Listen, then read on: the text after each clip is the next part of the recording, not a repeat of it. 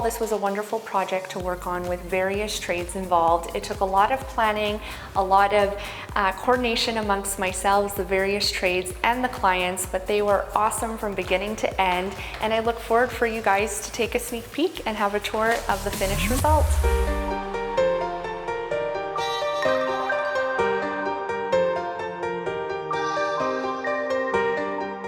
So here is a separate entry for the master bedroom, and we wanted to highlight this area because there's an original little ceiling art detail right here. So we put in a funky light, and to the right here we're going to have a big gallery wall. But before we get to that, I'm going to show you the master bathroom, so come follow along.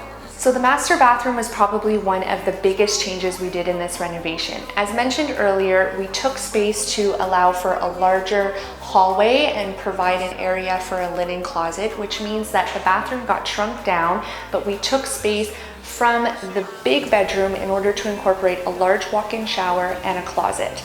So the first thing I would want to discuss with you guys is the floor. This is la pièce de résistance. Olivier and his team worked so hard on installing this chevron floor, and if you notice, the arrow aligns perfectly with the window, drawing somebody in and bringing nice visual interest to the space. The second element that was really important was to have a his and her sink with ample storage. Also, the space before was pretty dark and gloomy, so having this LED light mirror was practical not only for a woman putting on makeup, but for a man as well if he's shaving. It just creates a beautiful, even glow. Do you think the client is pleased with the work?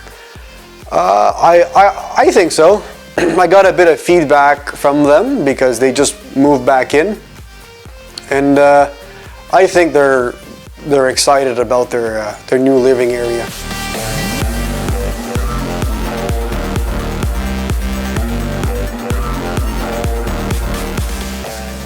So here we created a partition wall because of the way the door swings open. It just creates a little bit of a visual privacy for someone if they are using the facilities, and it creates a separate zone walking into the shower.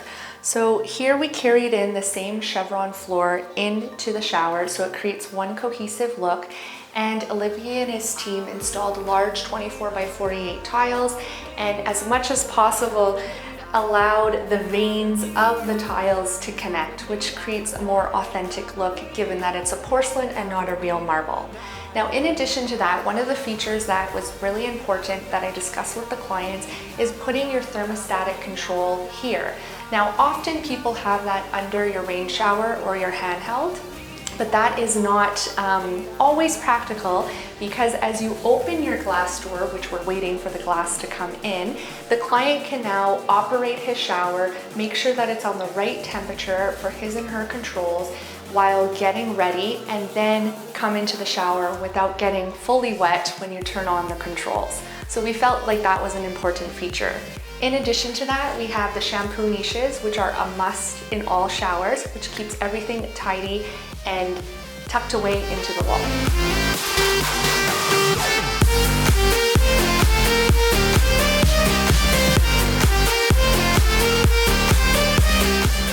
So one of the main important elements was to create a visual interest when you come into the space. So we created this MDF wall feature, which is more of a board and batten style. And to draw somebody in, we chose a darker color. It's called Kitty Gray from Benjamin Moore, to bring warmth and personality to the space.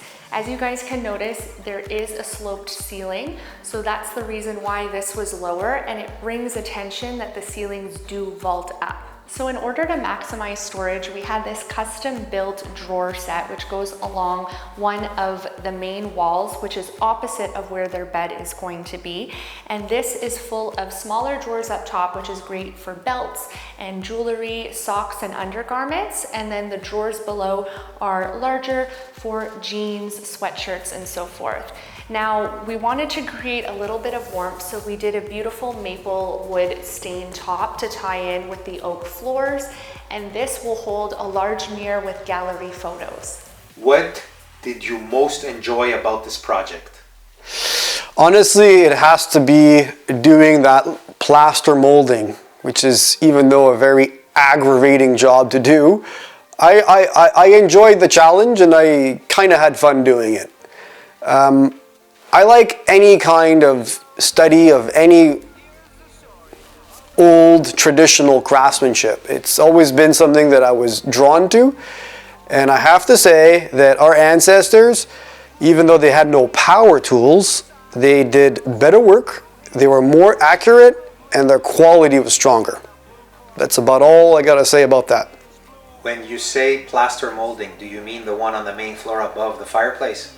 That's correct. To this end,